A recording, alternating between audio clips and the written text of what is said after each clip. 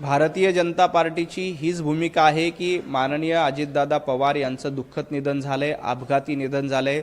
या अपघाताच्या पार्श्वभूमीवर प्रदेश कार्यालयामध्ये दरवेळेला आम्ही निवडणूक जिंकल्यानंतर सेलिब्रेशन करतो, परंतु अजितदादांच्या निधनाच्या पार्श्वभूमीवर आपल्या सगळ्यांना कल्पना आहे की माननीय मुख्यमंत्री देवेंद्रजी फडणवीस साहेबांनी देखील जिल्हा परिषद आणि पंचायत समितीच्या निवडणुकीसाठी एकही सभा घेतली नाही।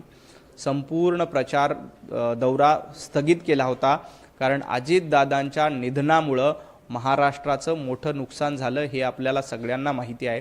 त्या पार्श्वभूमीवर आज प्रदेश कार्यालयामध्ये देखील कुठलंही सेलिब्रेशन ढोल ताशे केले जाणार नाहीत।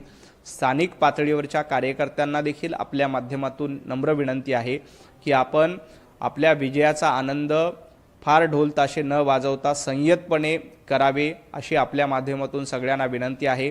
राष्ट्रवादी काँग्रेस पक्ष देखील सेलिब्रेशन करणार नाही। विजयाचा आनंद कार्यकर्त्यांना असतो, परंतु संयतपणे ते सगळ्यांनी करावं एवढीच आपल्या माध्यमातून सर्वांना नम्र विनंती आहे।